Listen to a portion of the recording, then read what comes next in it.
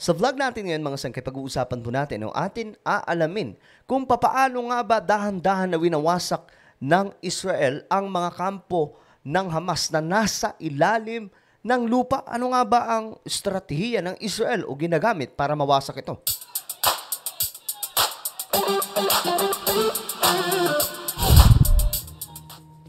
Bago tayo mag-umpisa mga sangkay, pakisubscribe po muna yung ating YouTube channel. Sa baba ng video na to, ito mismong pinapanood yung mga sangkay, may makikita po kayo diyang subscribe button. So kung hindi pa ikaw ay nakakapag-subscribe dito, gawin mo na to. Click the subscribe down below, click the bell, and click all. At kung kayo ay nanonood sa Facebook, huwag niyo pong kailimutan na i-follow ang ating Facebook page. So, interesting topic mga sangkay. At gusto ko rin po talagang malaman, ano nga ba ang mga taktika na ginagawa ng Israel laban po sa Hamas? Kasi nasa ilalim po ng lupa yung kanilang kampo eh. Diba? Ang hirap pong pasukin, no? At ang pagkakaalam po natin, hindi gagawin ng Israel na papasukin yung mga kasundaluhan nila sa mga tunnel. Kahit po nakikita na po nila mga sangkay yung mga lagusan, hindi pa rin po nila pinapayagan na ang mga kasundaluhan nila ipapasok doon kasi magiging trap po yun. So, sinasabi nga po, mga sangkay, na itong Hamas, hawak po nila sa mga tunnel na yon sa ilalim ng lupa ang marami sa mga Israeli, no? At iba pang mga individual, mga sangkay, iba mga Amerikano at iba pang mga lahi. So ngayon, ano ang estratehiya na kanilang ginagawa? Ito, panoorin mo natin. First up on the show, well, the Israeli Defense Forces in Gaza have been forced to contend with a sophisticated maze of underground tunnels and bunkers built by Hamas. Military experts call the tunnels a formidable defense system. Here's how Israel is tackling the threat. Yan. After locating entrances to the Hamas tunnels, Israeli army engineers have detonated an exploding gel. So itong mga pinapakita, mga sangkay, kalaruhin lamang po natin. Itong mga pinapakita dito na highlight, ilan sa mga ito po yung mga kuha pa po dati na mga tunnel, kuhang video tungkol sa mga tunnel ng Hamas. Okay? At maging ang anak ng founder ng Hamas, ikinanta din po talaga itong patungkol po sa mga tunnel na malaki pong problema ng Israel dahil yun po yung kampo nila eh. At ang malupit pa na ginawa nitong Hamas, mga sangkay, ang mga malalaking tunnel na ito itinayo sa ilalim ng lupa na kung saan ang ibabaw nito marami pong tao. Halimbawa na lang, mga istruktura na nakatayo, hospital, mga eskwelahan. Para ano? Yan po ang gusto nilang magiging panangga para magiging protection ito sa kanilang mga tunnel. In the passages, as per Israeli military officers, Tel Aviv's policy is not to send personnel inside tunnels. Yan nga po. Yan po yung kanilang ginagawa. Ang Israeli, ayon po dito, hindi po naglalabas sila hindi po sila nagpapadala ng mga tao doon, like yung mga sundalo po nila para pumasok kasi delikado nga po. So, ito po yung kanilang ginagawa. Ito pong blast gel, robots, at ito pong remote operated technology. I don't know what is that. Ito lang ang medyo alam ko mga sangka, itong robots na ginagamit po nila. Ito po yung estratehiya na dala po ngayon ng Israel. Yan po yung mga pumapasok doon sa loob ng mga tunnel. At itong blast gel, ito ata po mga sangka yung pinapasabog nila sa loob ng mga tunnel. Hamas is expected to have booby-trapped some of these tunnels. The underground fighting gives a tactical advantage to the Hamas militants instead of engaging in below-ground hand-to-hand combat. The plan is to turn the Hamas bunkers, shafts and tunnels into death traps. Grabe. So, ang gusto mangyari ng Hamas kasi, ganito, pumasok ang Israel, yung Israeli Defense Force sa loob at doon tatapusin ng Hamas itong mga kasundaluhan ng Israel. Pero, kinopya rin po ang strategy. Kumbaga, trap po ang gustong mangyari ng Hamas. Ngunit, binaliktad po ng Israel ito. Ang nangyari po mga sangkay, ang Israel po ang gumagawa ngayon ng trap para po dito sa Hamas na hindi na po sila makalabas dyan. So, ang ginagawa po nila, ito nga po may mga robot na pinapadala, itong blast gel at kung ano-ano pa mga sangkay na mga high technology defense na panlaban po nila sa mga kalaban. When not using munitions, the Israeli armed forces opt for tracker robots and other remotely operated technology. Grabe ka-high-tech, no? Ganun po yung kanilang ginagawa, mga robot at iba pang mga technology na hawak ng Israel. Israeli officers say that destroying an access shaft is relatively easy and quick.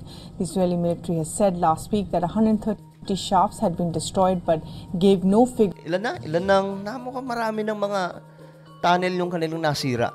The Israeli military has said last week that 130 shafts had been destroyed but gave no figure for the demolished tunnels. Several tons of exploding gel brought in by trucks.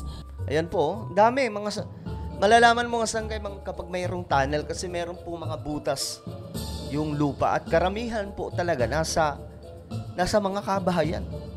Kaya nga sabi ko, itong Hamas, wala po talaga silang pakialam sa Palestinians. Kasi may pakialam sila, bakit naman po sila magkakampo? Gagawa ng tunnel sa mga lugar na kung saan marami pong tao. Na alam nila na once na umatake yung kanilang mga kalaban, ang unang tatamaan ay ang Palestinians. Sino pa ba? Diba? So, wala po talaga silang pakialam sa mga Palestinians. Kung mayroong totoong may pakialam sa Palestinians, iyon po ay Israel. Kinanta na nga po mga sangkay ng isang pasyente sa isang hospital doon sa Gaza.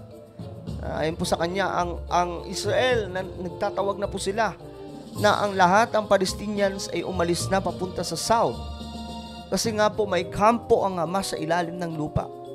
Which is kinumpirma po ito ng mga Palestinians. Sila po mismo ang susumbong na ngayon sa Israel. Naglalagay po sila ng mga location na kung saan yung mga tunnel naroon po. Mga lagusan. Are required for every few hundred meters of tunnels. Tunnel care. Care is being taken not to endanger. Ilang peraso mga tunnel na to? Meters of tunnels. Tunnel care. Care is being taken not to endanger the tunnels that may contain hostages. Since 2014, Hamas has been digging underground pathways to get around its territory. Some tunnels are as deep as 100 to 130 feet below the ground level.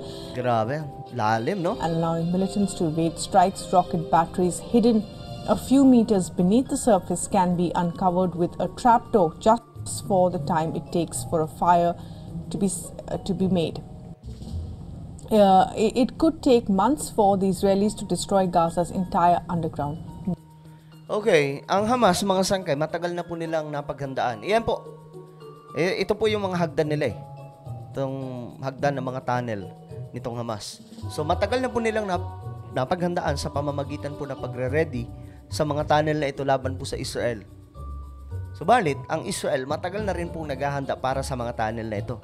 Matagal na po nilang pinag-aaralan mga sangkay kung paano nila lulusubin ito, paano yung atake nila. Ito po yung reason kung bakit mayroon pong tinatawag na blast gel, robots, at itong remote operated technology.